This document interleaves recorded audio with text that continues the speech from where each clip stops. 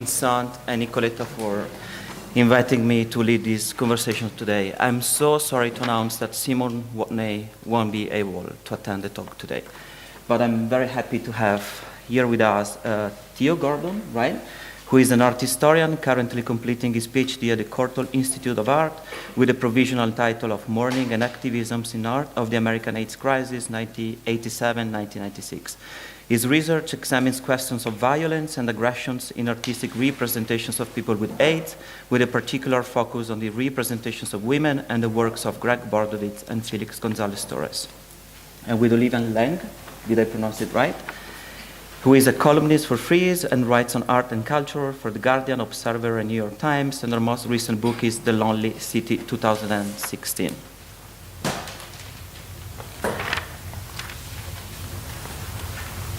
Okay, let me see if it works. Okay, so as you know, this symposium is framed by a title which is Changes, and whose aim is that to understand how the meaning of flesh and body has changed from the 1980s to the present day. So what I decided to do, and what I would like to do today with Olivia and Theo, and with you, of course, is that to bring this argument a little bit further and try to give a more specific connotations of our 1 hour conversation by framing it with some sort of a subtitle, which is the one you can see on the screen. So the social body electric. So the reason why I have chosen this title is because, in my opinion, it is very important to understand how the idea of a collective political body has changed in the 1980s, and especially in response to the AIDS crisis. And most importantly, what is very important to understand is which was the role of the art world and artists in contributing to the collective fight against the political inadequacy of governments, mass media in particular, and medical and scientific establishment in dealing with AIDS.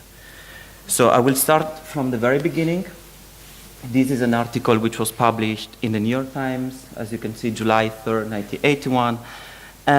This is one of the very first examples of how mass media have contributed to misleading definitions and interpretations of AIDS since its very beginning. So the first cases of AIDS were identified in 1981, and mostly they were defined like a gay cancer. I don't know, maybe some of you might be familiar with this story, but the very first name which was given to AIDS was not AIDS, but was GRID, which meant gay-related immunodeficiency. Which means that since its very first appearance, it was labeled as a specifically gay problem, exclusively confined to gay men and not to gay women or heterosexual men and heterosexual women. So in other words, male homosexuality was told to be the cause of AIDS. And the worst thing is that this idea has characterized the entire history of AIDS, and it still resonates today. And I've brought here an example. This is an article which was published in The Guardian a couple of weeks ago, I think. And a very similar article was published in the New York Times. And they are both about the recent scientific discoveries which finally confirmed that Gaetan Dugas was not the source of the spreading of AIDS in America. So as you can see, it says here, Gaetan Dugas, patient 0, not source of HIV/AIDS outbreak, study confirms. Maybe you don't know who Gaetan Dugas was. He was like a French gay flight attendant who was working for Air Canada and who was identified as being the so-called patient 0 of AIDS. He was believed to have had sex with more than 2,000 partners, and in doing so to have contributed to the spreading of the HIV virus in the Western world. This is a graphic which was published in the American Journal of Medicine in 1984, which shows the tracing back of the HIV infections to patient 0. So you can see there's a 0 in the middle, and all the other cycle you see are basically of people that this poor guy was supposed to have infected.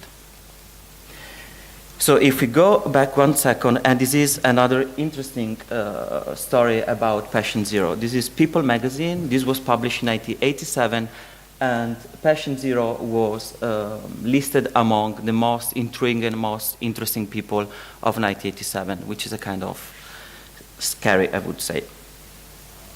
So if we go back to this article, and you will understand why I'm insisting on this, on showing you this article, is because this was, the source of, many misleading informations which was given by the mass media since the very beginning till at least the 1990s. And also this was like a source of inspirations for many artists and filmmakers and cultural practitioners who decided to work around the AIDS epidemic and the AIDS crisis. So if any of you, for instance, have seen a very recent film, which is titled The Normal Earth, it was released by HBO in 2014 and directed by Ryan Murphy, you will probably remember that the opening scene of that film is specifically about this article and the state of panic that this article spread around the homosexual community, especially in America and in New York.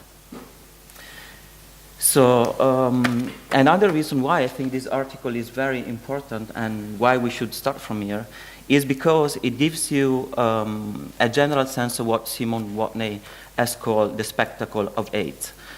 He published in 1987, he published an essay which was titled The Spectacle of AIDS in this book, which is still one of the most important resources for all those people who want to do research around the AIDS crisis and the AIDS activisms.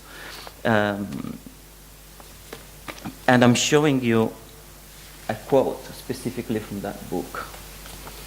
Let me see if I can read it. Maybe I can read it here. So it says, "This is a spectacle of AIDS constituted in a regime of massively overdetermined images which are sensitive only to the values of the dominant familial truth of AIDS, and the projective knowledge of its easily interpellated spectator who already knows all he needs to know about homosexuality and AIDS. It is in the principal and serious business of this spectacle to ensure that the subject of AIDS is currently identified and that any possibility of positive sympathetic identifications with actual people with AIDS is entirely expunged from the field of vision. AIDS is thus embedded in as an exemplary and admonitory drama relayed between the image of the miraculous authority of clinical medicine and the faces and body of individuals who clearly disclose the stigmata of their guilt. The principal target of this sadistically punitive gaze is the body of the homosexual." And so we go back once again to that article. So,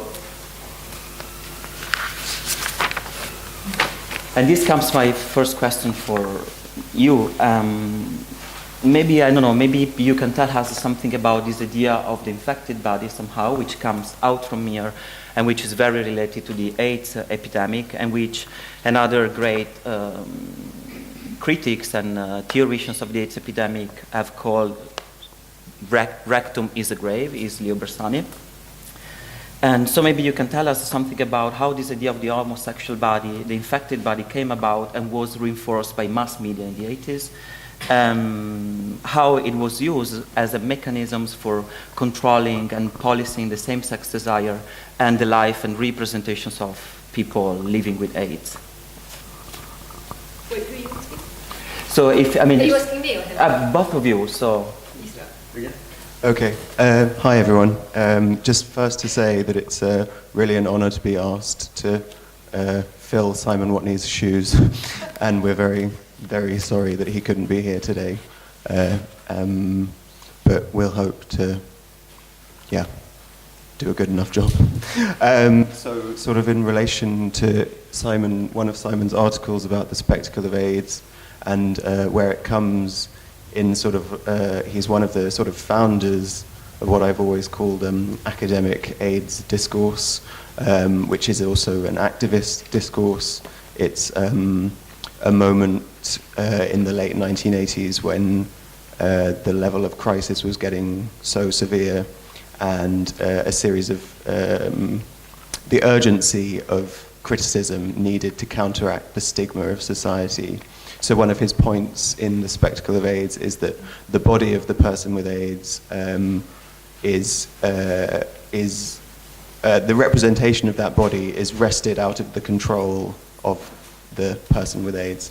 So and the image of the maybe the gay man covered in Kaposi's sarcoma, the visible marker of illness, is distributed in the mass media to create hysteria and to alienate both the presumed general public who are incited to fear of this image, and also all those people who may feel themselves affected.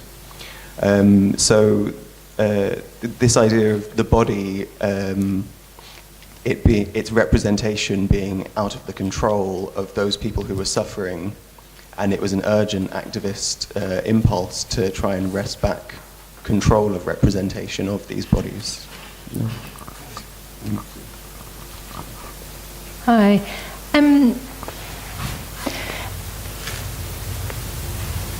I think the stigmatized body becomes very important in AIDS. It affects a stigmatized population. I know Thommaso's talking about gay men, but I think it's also to remember that the early days of the crisis, it's also intravenous drug users and Haitians. So it's these sort of populations who are already profoundly stigmatized, suddenly being afflicted by a disease that nobody understands how it's contracted, but it appears to be sexual. Its manifestations are on the skin, so the person who is infected is immediately visible. It therefore makes visible these other sort of potentially concealed stigmas that society holds. I just want to say something else, though, that's sort of been preying on my mind, which is when we were invited to do this panel, I think we lived in a different world, and we are now doing this panel in a very different world. And I just want to say something that, I've been writing about AIDS for years, and the first era AIDS before there was treatment has felt like it was a period that has ended, that those sort of phobias, stigmatizations, and incredibly malicious acts by governments are in some ways over, especially in the Western world, and that is no longer true. And I just want to say one very brief thing, which is about the new Vice President of America, Mike Pence, who single-handedly in Indiana while he was governor managed to create an AIDS epidemic. And the way that he did that was two significant things. And I'm bringing this up partly because I think it enlarges the sense of the stigmatized population beyond just the gay men, which is to say he defunded Planned Parenthood. This is the only place in Indiana at the time where you could get an AIDS test. And then he closed down needle exchanges.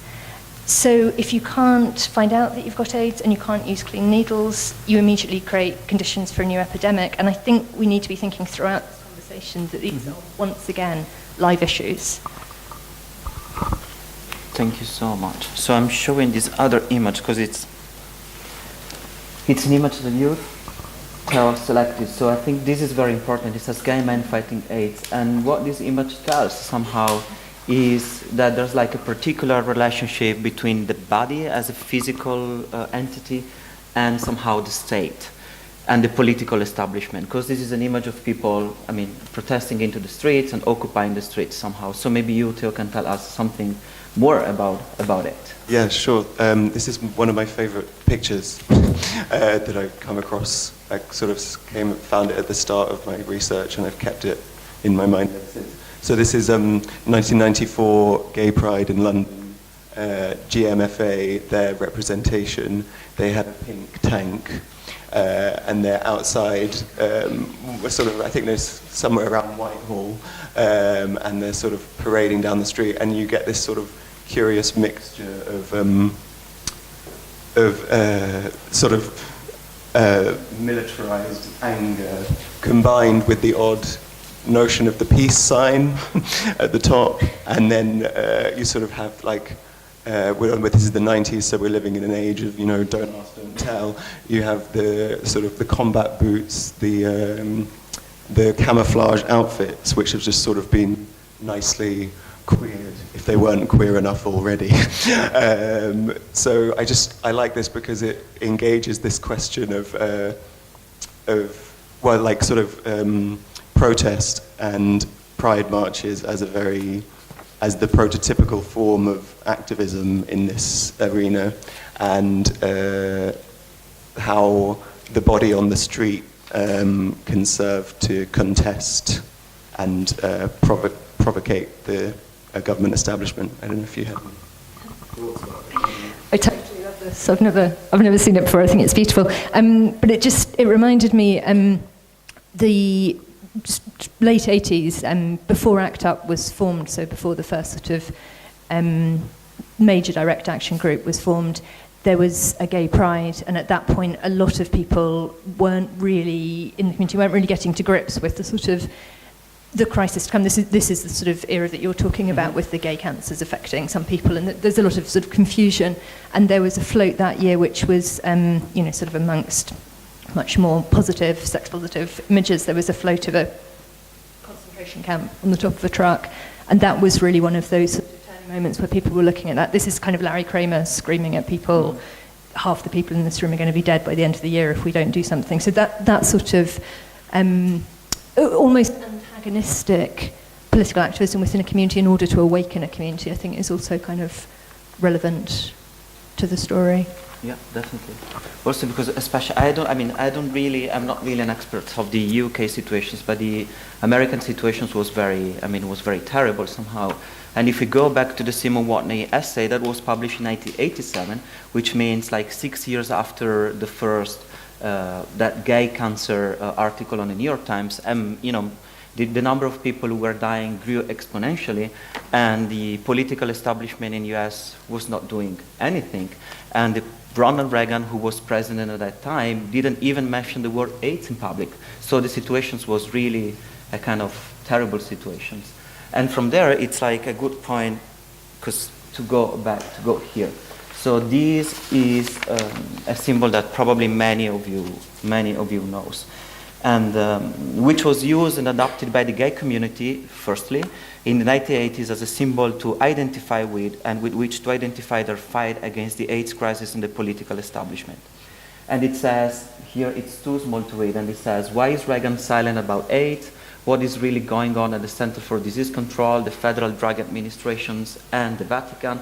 Gays and lesbians are not expendable. Use your power, boycott, defend yourself, turn anger, fear, grief into action. This was a poster which appeared in the streets of New York City, downtown Manhattan in 1987. It's usually a tribute to an art collective whose name is Grand Fury. Instead, this was designed by another collective whose name was Silence Equal Death Collective. Grand Fury will come a little bit later. And so I have questions about your feeling around these kind of artworks, because I was recently reading an essay which was written by British filmmaker Stuart Marshall. It was at the beginning of the 90s, and he was very critical towards these kind of things. He was very critical, because he says that usually what the gay community did, they appropriated a symbol which was a symbol of victimhood and not a symbol of fighters somehow, because this pink triangle was used to identify gay people in the concentration camp. And on the other side, he was claiming that, the situations of the gay people in the concentration camp was not so bad as that of Jewish people.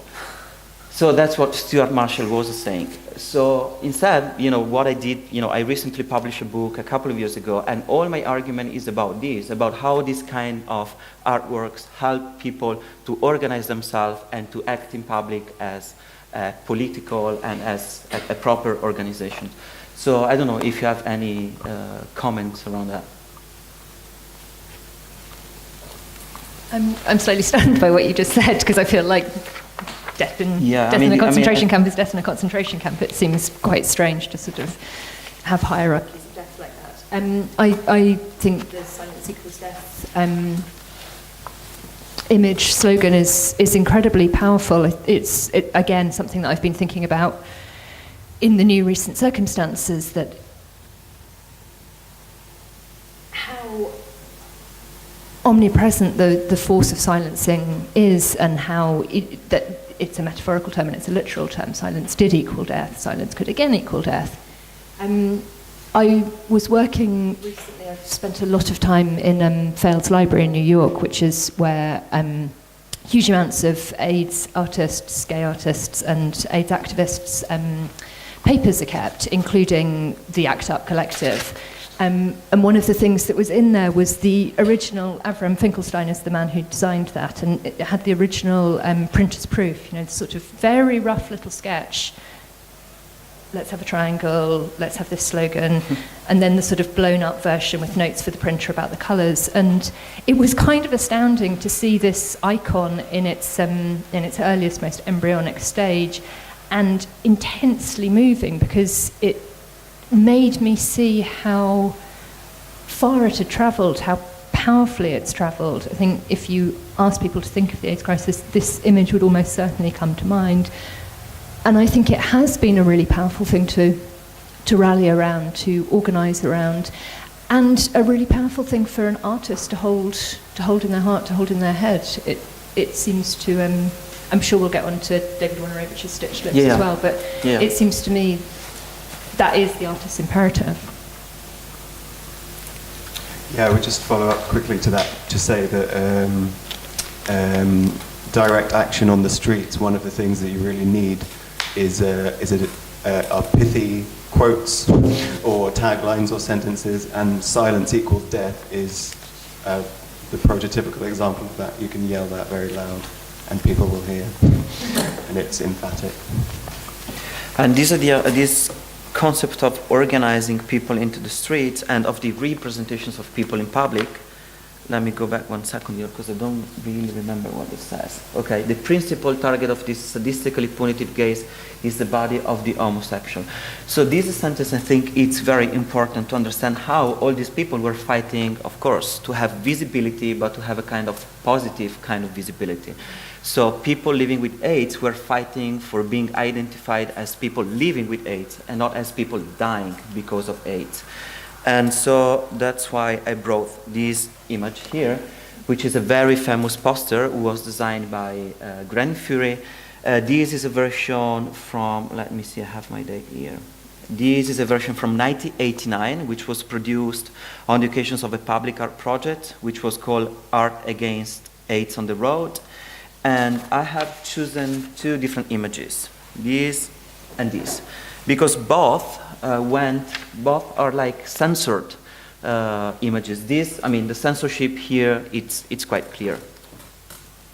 The censorship here, instead, it's more kind of difficult kind of censorship to grasp, because the original poster had a sentence which said, "Kissing doesn't kill, greed and indifference to, corporate greed, corporate inactions, and public indifference make AIDS a political crisis." And that's a very important point. So what I wanted to say was like this, if you can expand a little bit further this argument of about the necessity of presenting positive images of people living with AIDS in public against the images that usually circulated in mass media, as we were talking about at the very beginning, with people with signs on their bodies. And I also have a video which circulated on. It doesn't work. Let me see. How can I make this work? The video.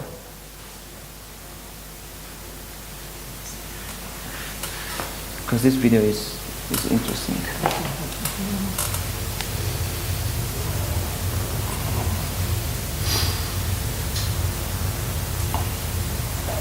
This is a video from the Kissing Doesn't Kill poster, which was released by MTV at the beginning of the 90s.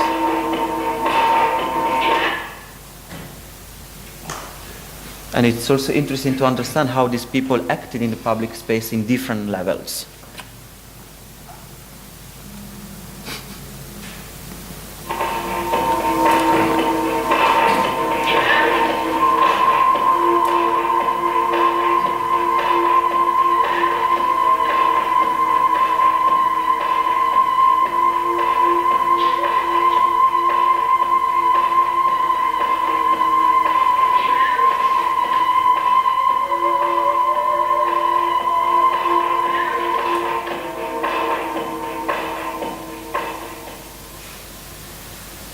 There are different versions. There were 3 different versions which were released by MTV.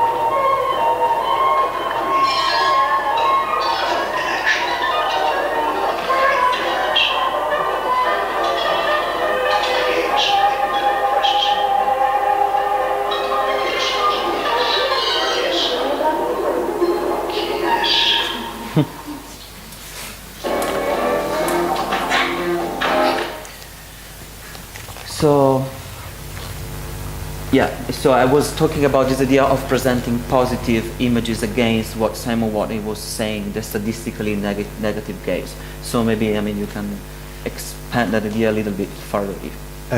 Well, just in terms of the kissing doesn't kill, is that was deliberately targeted against societal paranoia about how AIDS was transmitted, or more properly speaking, how HIV was transmitted, but the lack of awareness and the lack of knowledge just resulted in terrible stigma for those people who were perceived as diseased and other. So a way to shatter that is to promote kissing. And also, I think Grand Fury, Zoe, the artist Zoe Leonard, was part of Grand Fury, and she's spoken about how important it was for them that they had all of these different couples to say, you know, AIDS is something that can affect heterosexuals. That I think at the time it was made was really on the rise in heterosexuals, and there was very limited information about that. And the other thing is just being able to restore the right of the person with AIDS, the person living with AIDS, to be sexual, to be able to have safer sex rather than no sex at all, and to say this is actually a safe act, but it's also an erotic act. And this picture is something that comes into my research. So it's an ACT UP protest that they did at the Museum of Modern Art in October 1988. It's protesting against an exhibition of an artist called Nicholas Nixon, who was showing part of a series of work called People with AIDS. And it was felt to be... these photographs were felt to pander to the worst stigmatizing impulses of mass media representation. So it showed people with AIDS as dying in hospice beds, alone, frightened. There was very little in these pictures to suggest that people lived with AIDS as well. So here's Alexis Danzig on the left and Ellen Niepris on the right. Alexis is wearing a picture of her father who had died of AIDS, and she says, "This is a picture of my father taken when he'd been living with AIDS for 3 years." And then Ellen Niepris has got a picture of David Summers, who was one of the founders of the People with AIDS Coalition, and there he is speaking at a rally, again making the point that people with AIDS are active, not passive. So yeah, I rather like this as a sort of moment of documenting this. This sort of really brings out the conflicts within art and about art's role within the crisis. Role of the art in the AIDS crisis, and that's why I selected these two different quotes. One is from William Hollander. William Hollander was a curator at the New Museum between 1985 to 1989. And in 1987, he invited members of ACT UP to organize an exhibitions and a very special installations on the window of the museums. And this, I think, it's a very strong sentence, which, I mean, helps us to understand what was going on at that time and what, you know, people from the art world and artists in general were trying to do to respond to this political crisis. And it says, all periods of intense crisis have inspired works of art whose functions were extra-artistic. The point is a simple one: not all works of art are as disinterested as others, and some of the greatest have been created in the midst or as a result of a crisis. And the second sentence instead is from artist David Wojnarowicz. I think it was pronounced it was written in 1988, even though it was you can find this sentence in a film which is called Silence Equal Death, directed by a German filmmaker. He says, when I was told that I'd contracted this virus, it didn't take me long to realize that I'd contracted a diseased society. So even though they might look like different, they are very similar, I think, these two sentences, and they are very complementary, because it is in response to the diseased society that artists started to speak up and take action. So it's again that silence equal death. So you have to speak and you have to take action into the street, into the mass media, into TV channels everywhere. And they are very important, those two questions, to understand how AIDS activist art developed alongside the political actions which was taken by the AIDS activist movement, including the work of those artists who weren't how can I say, who look like being a little bit more silent. This is the case of David Wojnarowicz, for instance. So his work was not that of, shouting into the streets, but he did something very different. So what I want to show from now on is a series of artists who dealt with AIDS, but in a different way than Grand Fury and people working for ACT UP. So, David Wojnarowicz was a member. yeah, he was a member of ACT UP, And he yes. was, Yeah. This was exactly my question for you. So, yes. Because you told and I knew you went through the Fels archive, so you had a chance to see, David's papers. And so my question is, which was his involvement in ACT UP, and how, if it happened, how his art changed when he knew he was HIV positive? Yeah. Well, I think David's involvement with ACT UP really comes. The East Village in that period, New York's East Village in that period, is a very small town, and the art community there, the gay community there, was very tight-knit. And so before David had his diagnosis, and he was one of those people, one of many people who initially didn't want to get diagnosed, he didn't want to know one way or the other. But people around him were getting sick, people around him were dying, and I think the sort of real turning point in his response to how involved he wants to become is when his best friend, his former lover, Peter Hujar, the photographer Peter Hujar, got sick and then died. That's when Hujar was diagnosed. That's when David and his lover started going to ACT UP meetings.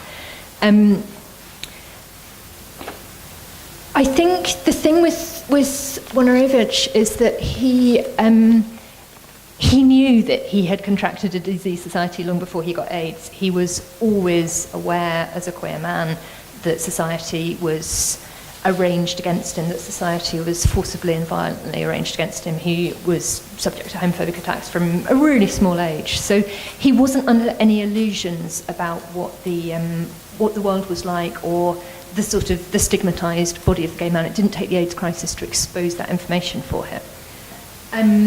But what it did do was make the sort of requirement for him to respond much more urgent. And I think, like many people, he responded with alacrity and courage and ingenuity very, very fast, really.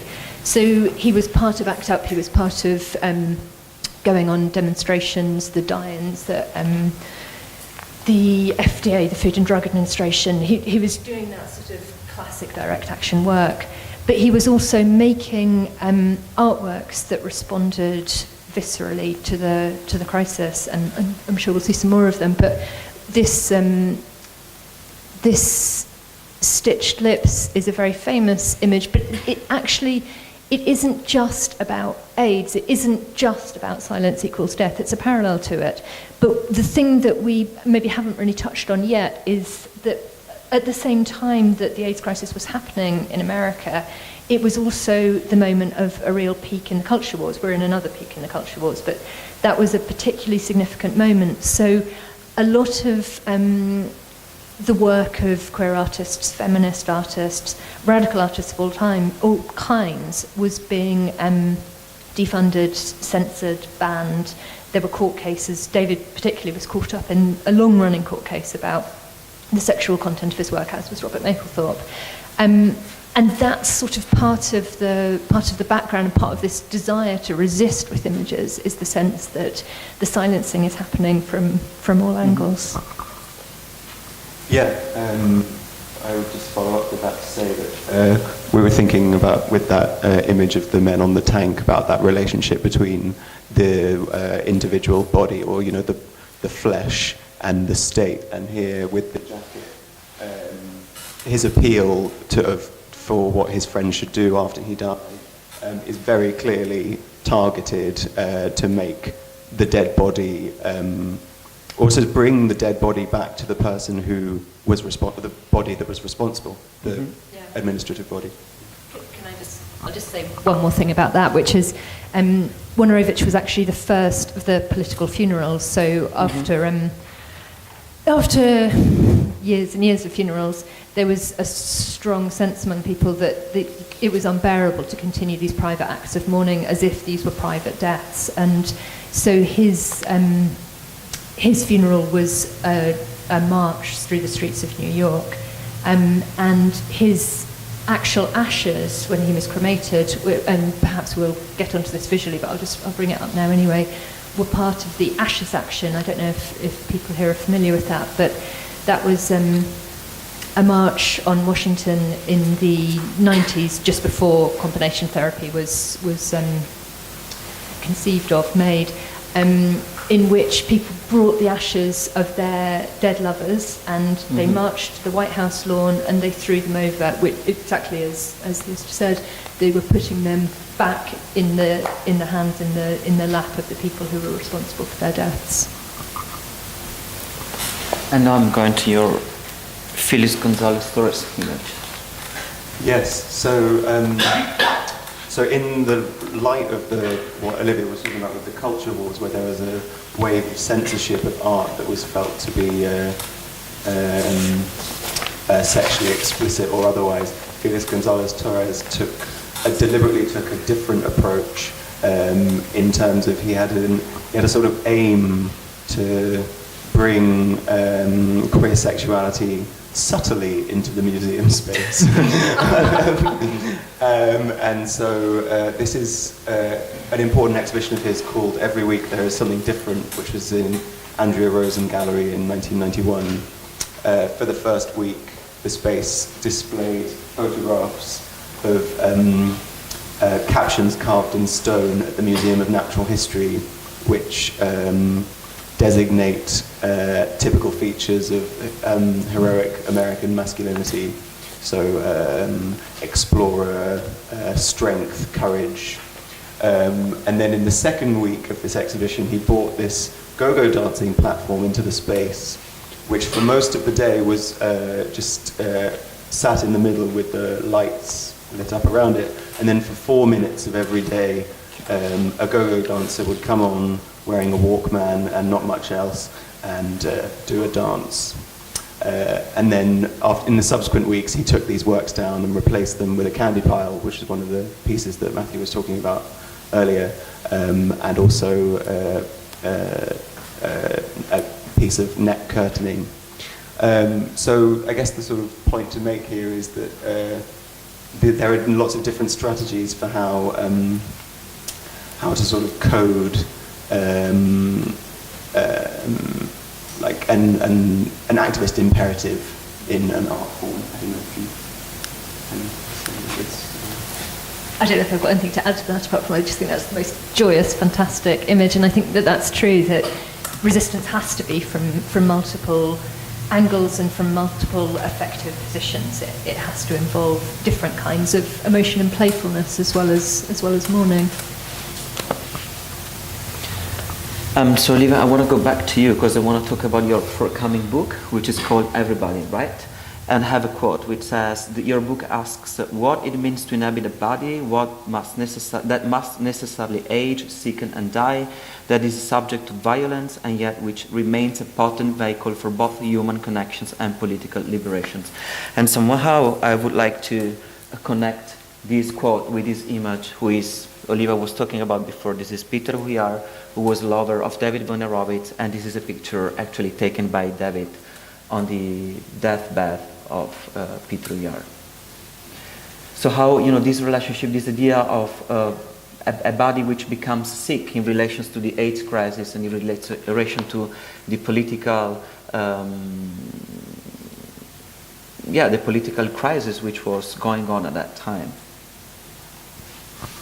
Yeah, and I think, when I was writing The Lonely City, which is my most recent book, it's very much about the AIDS crisis, and I think the ideas for the new book, Everybody, came out of that, the sense that, we're in this disembodied age, we're in this moment where people are increasingly finding strategies, electronic strategies for escaping the body, and yet, I don't know about you, but when I spend time on Twitter and I spend time on social media, what I see is images of bodies in trouble, bodies in distress, bodies in the wrong places, bodies not being allowed through borders.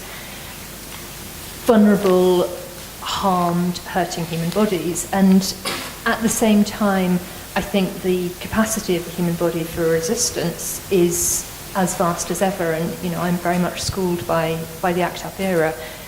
That possibility of people who are humanly vulnerable deciding that they will use their bodies to change political landscapes is deeply inspiring to me. This image, it's interesting looking back to what we were just talking about, the protests against images like this in museums. I think context and agency are really important to think about here. This is not taken by an outsider. It's taken by a lover and a friend. Why did David do it? What was he thinking? He was in Huja's hospital room with Ethel Eichenberger, the drag queen performance artist who died shortly after as well of AIDS. Ethel left and he was alone with his camera. Huja is the person who... David was a street kid. David was homeless. He'd come from an abusive family. And Huja was the person who really made him an artist. He was the person who said, you can be this. This is who you are. You know, take this camera, come and spend time in my dark room, keep making things, stop taking heroin, come on, you know, step up, be the artist that you are. So to respond to the death of Huja by immediately taking these photographs seems to me a very profound act of the ongoingness of life, the willingness to fight back. It seems like a manifestation of silence equals death in action, the sort of resistance against inaction. There are 23 of these photographs. Some are of his hands, some are of his feet. I think they resist speech, really. I think a different kind of silence comes out of them. And I wanted to show another image which comes from you again. And it's interesting because this image shows another level of protesting somehow. Yeah. So this image comes from Zoe Leonard. It's titled Strange Fruit for David. She was a very good friend of David Wojnarowicz. She was also part of ACT UP, and in the 90s she founded the Fierce Pussy Collective and the Gang Art Collective. But she was also the person who was involved in that Kissing Don't Kill advert. She was one of the people that did that.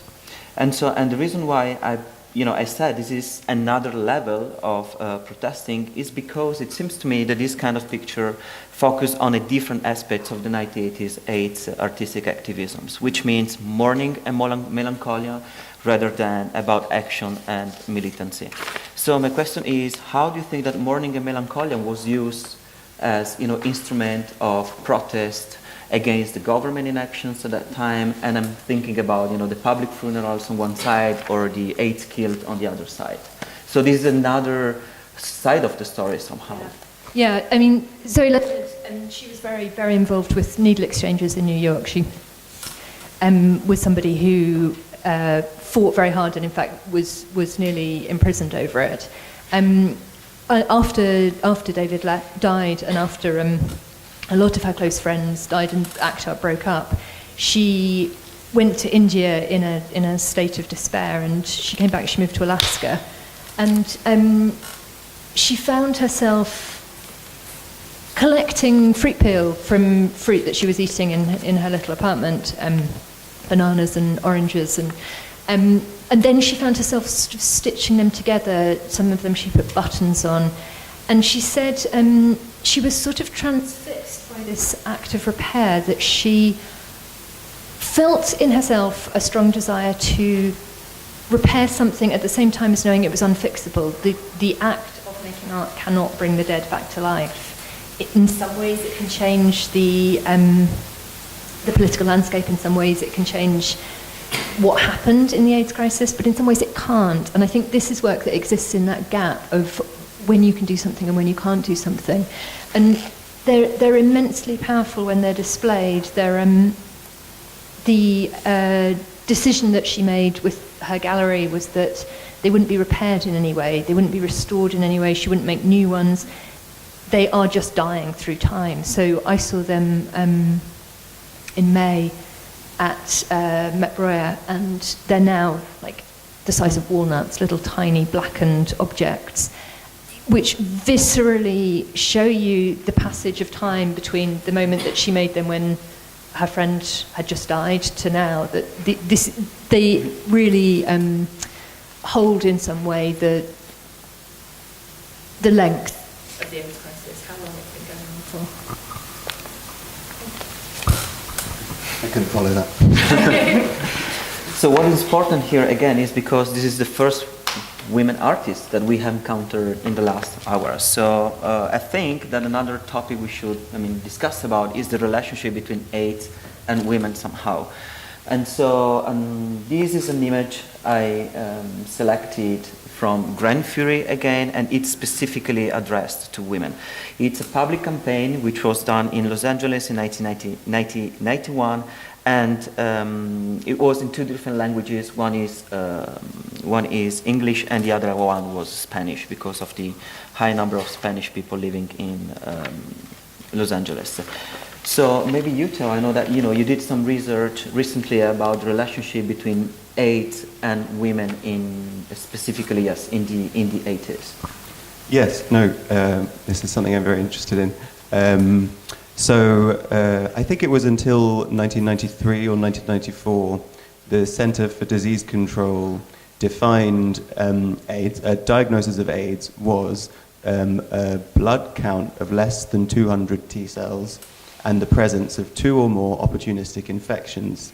So the list of opportunistic infections had a deeply anti-gynocentric bias. So it did not include several opportunistic infections that were local only to women's bodies. Therefore, many thousands of women who did have AIDS, except they didn't because they weren't included in the definition of the syndrome. This is a federal funding decision. They did not want to change the definition because it would mean that they would have to provide social security to vastly more people, and it was fiscally not what they wanted to do. This Grand Fury poster deliberately ties into that because they have made the point that women don't get AIDS, they just die from it, as in they're not granted the representational title because of the bias. This is indicative of a general cultural blindness towards women with AIDS. The only thing I want to add to that is that I think, again, in the sort of history of AIDS, just as we forget that women had AIDS, we also forget the huge role that women played in ACT UP, that there were lots and lots of women artists, women campaigners who were involved, and not just fighting for the definitions of women, but fighting for their brothers as well. And I think that's part of the history that we really need to remember. Yeah, it was actually last year in New York City, and I met with Jim Huber, who was a filmmaker from the ACT UP era. And actually what he was saying is that women had the strongest role within ACT UP. And it's because of women that ACT UP became some sort of a political organization. And he was specifically talking about Sarah Schulman at that time. I was just going to say something about Sarah, actually, which is if you are interested in the sort of the history of this period and the history of the activism, Sarah Schulman and Jim together have put together the most extraordinary oral history. They've interviewed every single surviving member of ACT UP, and they're like hour-long interviews, and there are hundreds of them. They're on the New York Public Library website. It's called the ACT UP Oral History Project, and it's a completely extraordinary resource because some of them are very emotional, some of them are very, very technical, like the sort of how to survive a plague stuff. But everybody's take on what ACT UP is absolutely different. They intersect, but they're really different. So you get this sort of patchworked communal sense of what a political movement is, and it's really inspiring for current times. And Sarah also produced, just to keep going on that, she produced in 2012 this documentary film. Then maybe you have seen it. It's called United in Anger: A History of ACT UP, together with Jim. And you have a lot of footage from that time of people protesting into the streets, what they're demanding to the government. So I think, if you're interested, you should definitely see it, because it's a very good film. And I would keep going on with this story of the relationship between women and AIDS. And this is a leaflet which was produced in 1988 by a committee of women. They were part of ACT UP, and this is interesting because this is like the very first protest which was organized only by women members of ACT UP. And it was organized in response, it says, don't go back to Cosmo. Cosmo is Cosmopolitan magazine. And it was organized in response to an article which was published in January 1988 by Cosmopolitan magazine and signed by a proper doctor, Dr. Robert Gould, who said that there are reassuring news about AIDS. A doctor tells you why you may not be at risk. So in 1988, still there's the idea that women are not at risk and they cannot get AIDS.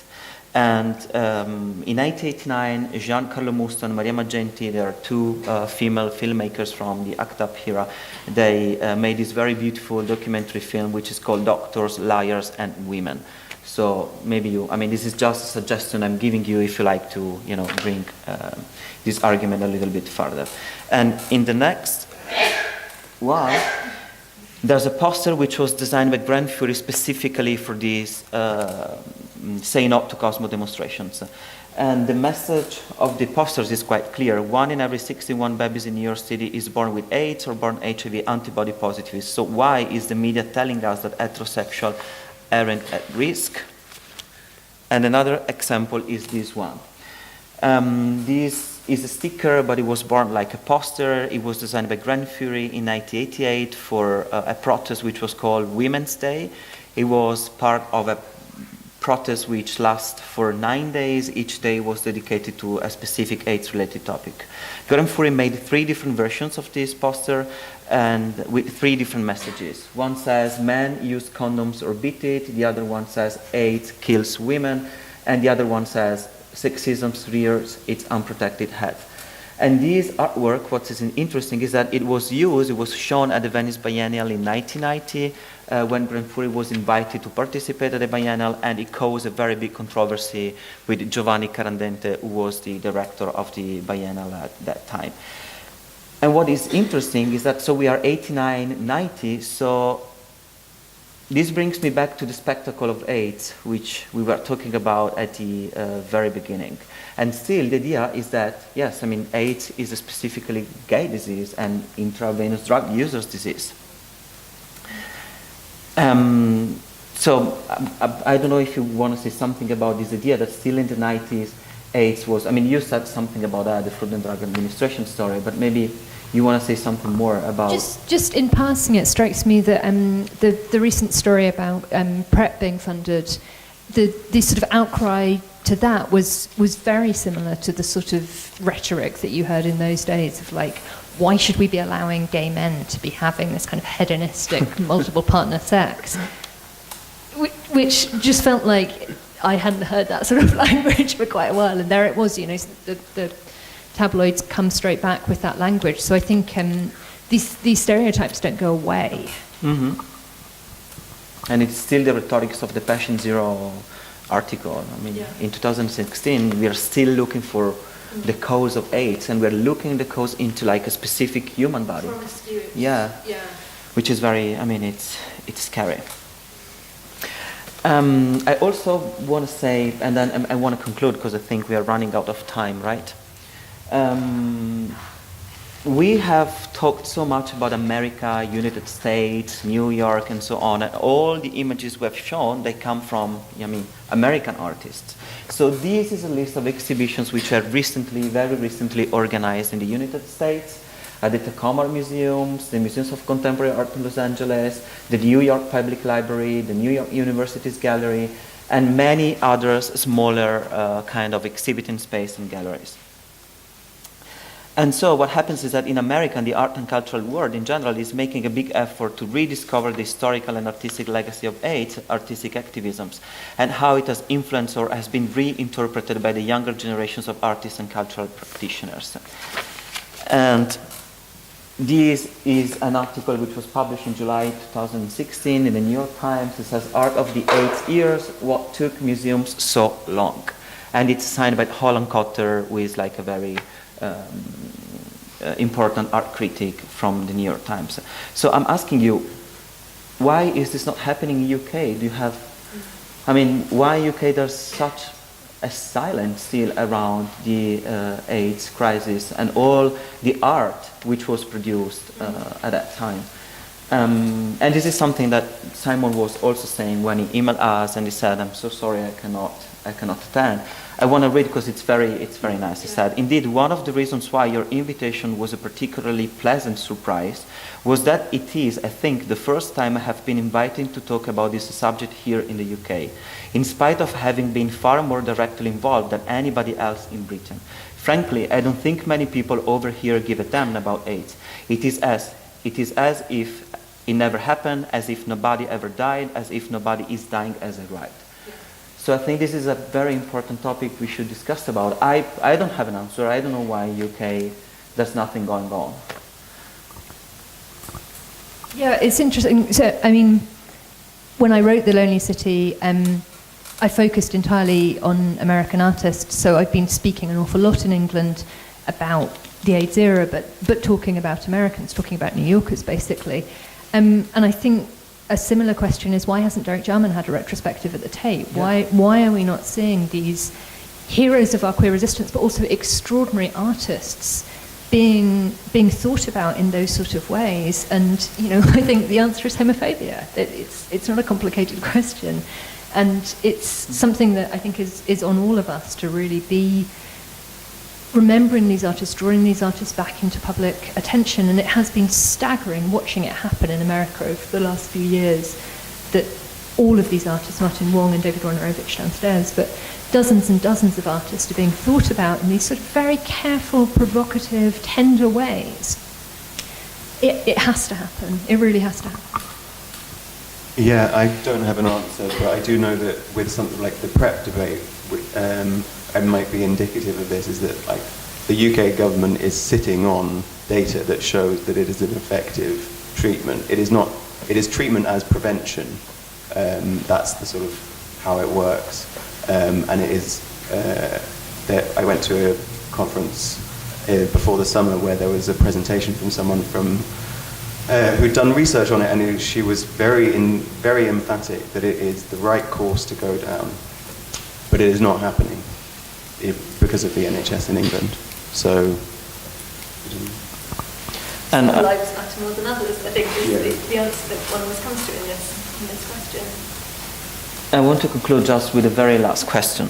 And New York Times, and Olivia Cotter says, art emerging from the early AIDS crisis and the crisis itself has been instrumental in shaping art of the present by reintroducing to a theory-heavy art establishment politics, spirituality, and personal emotions as aesthetic content.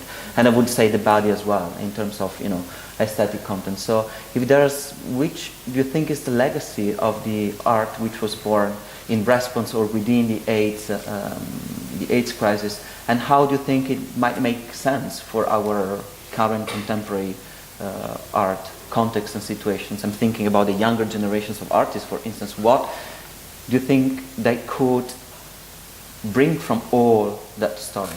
And in terms of, you know, how art responded to a political crisis? Yeah. In a period which is like a period of political instability somehow.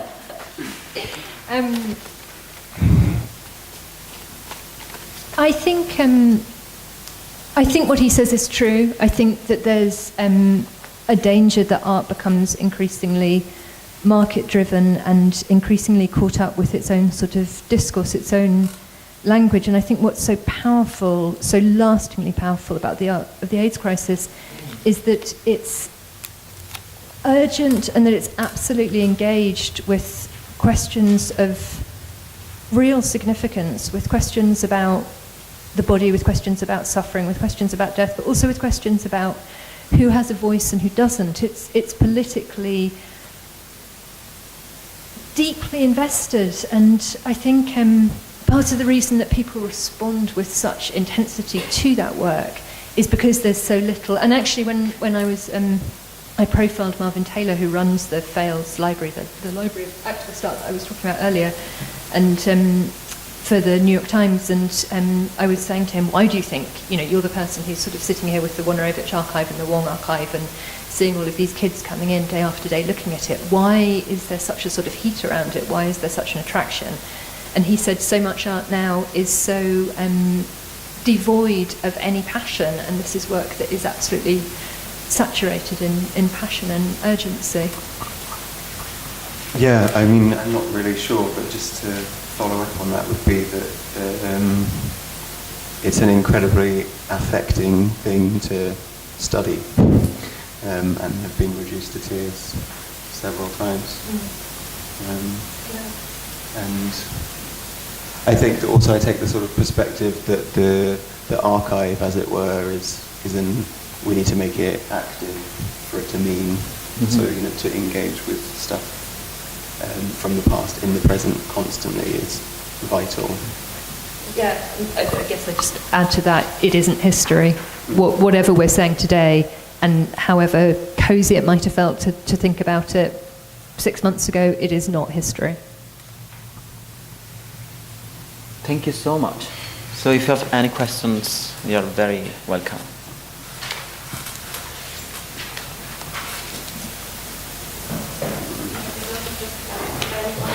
You can do.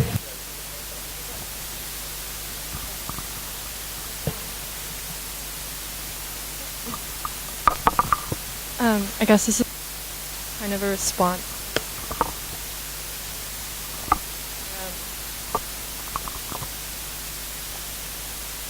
What you were saying about the kind of disparity between histories in the US and the UK, which is something that I think about a lot in my own research and have kind of been trying to untangle in some way. And I still don't totally understand why that is the case. I think that obviously homophobia has some role to play in it, but I think it's also important in the context of this country, and like one potential answer or response to that question is to think about the legacy of Section 28, and the fact that, at least in public or government-funded institutions, promoting homosexuality was like technically illegal until 2003. And outside of kind of Simon Watney, if you look at the main texts, I guess, in the UK, one of them being Ecstatic Antibodies, the Sunil Gupta and Tessa Boffin co-edited volume and exhibition, Resisting the AIDS Mythology. And then also Tessa Boffin, who is a really amazing photographer and one of, at least as far as I know, sort of the only accessible project that I've really been able to find in the UK context about like women and AIDS. Her other co-edited volume, Stolen Glances, Lesbians Take Photographs. Both of those exhibitions, there's writing and reviews about how both of those exhibitions were kind of cut off from touring, how kind of local venues realized that they would be kind of flouting Section 28 by showing those exhibitions, and so just sort of cut them from the program. Which, I mean, obviously that's more localized kind of to the period itself, not the legacy, but I think when you kind of consider that that was only de-legislated in 2003, there is some sort of lasting impact to the way that self-censoring kind of has had ramifications in the UK, and the fact that people just haven't really taken it up since then. That's kind of one of my suspicions, at least.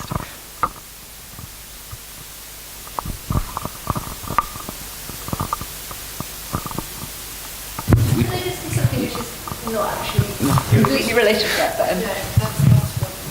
I just remembered something, which is that we're both doing a event on World AIDS Day, which I feel like we should say something about. It's a celebration of David Wojnarowicz, and we're screening Silence Equals Death, the Rosa von Braunheim extraordinary film, and then talking about the sort of legacies of that era, and that's happening at the courthold with kings. And I feel like maybe there is just this sort of, I suddenly remembered it in the context of this conversation, maybe there is some sort of slow shift of institutional interest that is beginning to happen. So if any of you would like to come, you'd be very welcome. It's free and it's at the courthold. Yeah, I think your point about Section 28 is very insightful. Thank you for bringing that up. Yeah. That somehow was happening in America as well. There was just elms. It made it, I mean, it was really doing such very strong censorship, and it was, I mean, it was violating everything, same-sex, words, everything. So somehow the artists responded to that kind of political censorship. So my question was before, how did artists responded to different kind of censorship which were somehow related to homophobia or related to the AIDS crisis, and why America decided to rediscover that history, and America was very committed to do that, and UK is a little bit shy and silent in doing that. I don't know if it's homophobia, if it's what is that, but I think it's a fact. So I was not criticizing the UK cultural environment, absolutely. I was just reflecting on something which I have noticed in my recent research. Sorry, can I to that point? I mean, I might be like a little bit out of the loop or slightly incorrect, but with the sort of controversy around the NEA and the sort of family kind of censorship, the family institution with the word kind of made David's work. But anyway, I was sort of reading that about the video Fire Under My Belly, that it was shown in the UK before it was shown at any other public institution in North America or America. So I don't know if that has like, and he sort of spoke about his work, those works being much more like accepted within a kind of European UK art community and institutions that, but I'm not really sure. I just wanted to make that comment and see what you thought about that. You know, Stuart Marshall is there, Isaac Chulen is there. He did a film which was called This Is Not an AIDS Advertisement, and he was one of the first people who did it. He reflected around the image of the black gay body within society and within politics. So what I'm asking is, what you are saying, so why no one is doing like a big exhibitions around Derek German, or that was, I mean, hold on, because the Tate only now is doing an exhibition about the decriminalisation of homosexuality in the 60s, so maybe give them 50 years and they'll catch up to it. I wanted to ask about what the limitations maybe of a continued privileging of action and speech might be, of a kind of politics of public visibility, whether in this context or in continued queer resistances or art forms, acknowledging, of course, the central importance in this period of that kind of direct action and speech in the face of silence. Or maybe, to put it another way, what the place of invisibility or silences or illegibility might be, whether as a kind of protest in itself or as a strategy for survival. I know what you're saying, and I think, again, in a different context, I'd probably have a lot to answer, but my answer right now is like the limitation of action and visibility is ending up in prison. You know, it feels like our culture has just gone through a deep shift, and I don't know about anyone else in this room, but I'm afraid. I'm really afraid, and I think visibility, being vocal, is crucial. I can see the appeal of invisibility and silence as a survival strategy, but I feel like it's an urge that needs to be resisted. I perhaps would have given a more nuanced response a month ago. So to me, that question, I don't know if this is what you were talking about, but it sort of references this idea of, in an age of like hyper data pathways and stuff, illegibility and unreadability is arguably more subversive than readability. And I think that's a very interesting question in relation to how the political sphere is changed in relation through social media or something, or like new tools. But I would also say that direct action is great, or to the extent that it's very powerful when you get on the street. But I don't know if that answers your question, sorry. Again, I would have given probably a better response in a slightly different world. We're running a bit late, so maybe let's get the last one. Yeah. Oh, probably kind of goes on quite nicely from what you said. Sort of one of the things that struck me, kind of some of the images that you showed me were the Science Equals Death poster and the yellow stickers, and the fact that they were kind of showing quite public and kind of activist sort of protest, but also in the Biennale and the kind of art establishment. And I suppose I'm just sort of wondering how, if there's a resistance in that at the moment towards like making art and it bridging those spaces, I suppose, and activism within art, I suppose. And I don't know if you've got any comments on people working in that way maybe now, or yeah, today.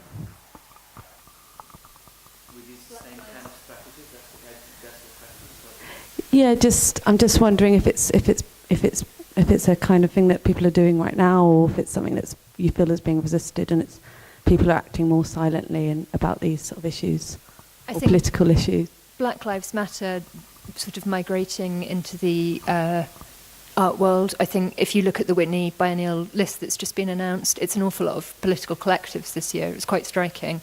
Somebody like William Popel, there's people who are really incredibly political in their work right now. Maybe not in quite that sort of sloganeering way that does seem quite 80s, but I think politics is just re-emerging as a force in the art world, and I think Black Lives Matter is sort of the sense of the endemic racism of American society, I think has sort of driven that. So it'll be interesting to see where that goes.